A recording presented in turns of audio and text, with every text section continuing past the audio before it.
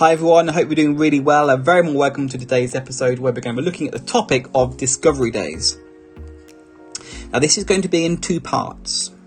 The first part is going to be the structure and framework of a discovery day and some of the key things you're going to need to keep in mind in terms of the principles and objectives and the things you're going to need to do in terms of preparing for a discovery day. And then the second part that's going to follow after is going to be the flow of events on the discovery day itself and how you organise the 2 to 4 hours of the actual day itself. Now, let's start off then. I'm going to start off with the idea of objectives. The whole purpose of the discovery day is you are looking for alignment and the potential to do some form of business transaction. If you remember episode 46, we talked about the process of knowing, liking, trusting, buying, or knowing, liking, trusting, transacting. At some point along that process, you're going to have people coming to you and saying, "Oh, I understand you're in property," or "I've seen you done a couple of deals. I'd love to know a little bit more about what you do." And that really then is the opportunity. What they mean is they'd like to talk to you for a bit of time, your undivided attention, to find out about you and your business and to see if they like the idea or not. And at the same time, you're really going to understand, do they fit what we're trying to do? And essentially, you've got these two sets of objectives. What is it that they want, and can we help them? And can you combine forces so that a joint project moves both sets of objectives forwards simultaneously? So what do you want, and can we help you deliver it? You're looking for this idea of alignment. You're not looking at this time for £10,000 or £15,000 or £20,000, although that is suggested in some quarters. The discovery day is you're going to look for £20,000. I don't do it that way. We do it differently. We're looking for the potential that we might introduce cash at a later date. This discovery day is about us discovering about them and them discovering about you. And this is your key objective, is their alignment. And then everything else you do hangs and relates to that principle.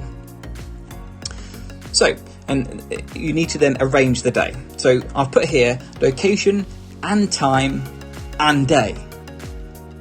And you might think, well, that's a little bit strange. Surely doesn't time encompass day? So let me explain it to you. Location. What we say is, look, our investment area is Nottinghamshire, or you can give it a sub area. We'd love to meet you at this hotel in the foyer, or this coffee shop here. And I suggest you come for 10 o'clock, and we're going to do 10 till 12, but at latest it'll be 10 till 2. So that's your time horizon. And let me explain why I have chosen 10 and 2. And the answer to that is, if you start much later, then your potential client is going to be travelling in rush hour and sat in traffic, and the same in reverse at the end of the day. Anything much after 2:30 in parts of Nottinghamshire, you're going to be hitting school traffic, and then much after that, of course, it's just rush hour traffic. Even though we're on lockdown and it's eased, some parts of where we invest can get very busy. So we say, look, come here, 10 till 2 at the latest, most likely 10 till 12, 10 till 1, something like that. Now, you give us a day where that can fit your schedule. So location and time given by us, and we ask them to then give us a day. And what I say in this conversation is, I say, can I just make sure I've got your full name? Check your name is this.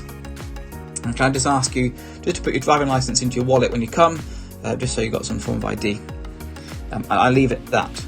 Now, some people may well pick up on that, and you may find that your discovery day fizzles out before it actually starts, because you're now asking for some ID and some proof of who they are, and some just don't like it. And if that puts them off, that's a good thing. It's better to be put off early than to find that the day they're going to struggle to give it to you, and they're forgotten. Most normal people understand that you're going to check who they are, who you're borrowing money from, at some point if it comes to it. And also, you as a rational, sensible person are going to expect that they're going to do their due diligence on you, that you are who you say you are and you do what you say you do, and they're going to check out you, and they're going to ask to see your ID at some point.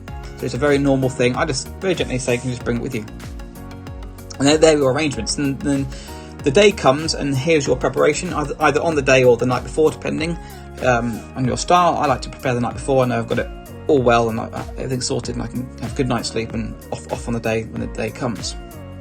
And these are some of the things that you're going to need to think about. Now, we always dress, it's me as this, so I always dress smartly. Chinos, smart trousers, smart shoes, a shirt. I don't often wear a tie, a smart coat or jacket, but dress sensibly, dress for the occasion. You want to get the right vibe, right? I always take a phone and a tablet. We have an iPad, and I always make sure both are fully charged and both are clean, particularly things like the iPad, because our children do run around as part of homeschooling, take a load of pictures and photographs and videos and things, and you might get greasy fingers over the screen. So I always make sure they're fully charged and clean. And I also take the tablet because our whole business is cloud-based. We use Google Workspace, and therefore I can access all my documents on an iPad. I also take my wallet, and I take cash and card and my ID. And I've never had a card declined, but I always take cash just in case. I want to avoid any potential awkwardness of not being able to pay for the coffee or the cappuccino or the hot chocolate when the time comes. And then I take a notepad and a pen. I take this pad everywhere. Every time I do any form of business work, I always take the same pad. When it's full, I just keep it, shelve it, and then I get another one out. But I take a pad and a pen, and I just think that's much better than a laptop and a screen. If you're having a conversation and you're sitting there and they're asking questions and you're taking notes and you're looking down and they can't see your hands and you're behind a screen and they don't really know what you're doing, I don't know. I like transparency, the openness of a white piece of paper, which I'm taking notes. I'm going to have a conversation. Call me old school. I don't know. That's how I do it. And I always take with us a key to the property, because if at all possible, I like to take the potential client round an actual live refurb. So I take the key, and you might say to me, well, what about trades? What if your builder's on site? If you've got a live refurb, people will be there, right? Yes, most likely, but I do not want to have that awkward position where I'm driving to a house and I'm walking up the front garden path with a client saying, this is our lovely house and I can't get access. So always take your key if you're going to see a refurb in progress. And then I put here resources, and there's quite a list, and I will talk about this more in part 2. But we take our business plan, we take our business processes, operations manual and business flowchart. We take a hard copy printout of the analysis sheet, which I've done previous episodes on before. I take what's called an investor triangle, which talks about their return and risk-based appetite. Helps us work that out.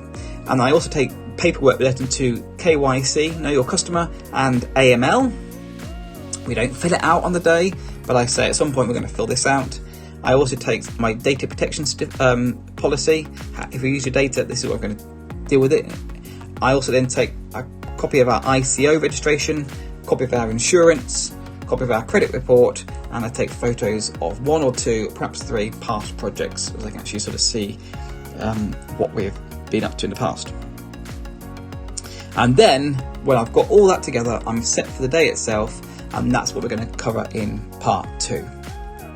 So hope you found that interesting, at least helpful, hopefully. And if you have, please give us a thumbs up. And if you haven't yet subscribed, then feel free to do that at the same time. That's it for this one. My name's Josh Harrison. I look forward to seeing you in the next one, where we talk about the Discovery Day Part 2.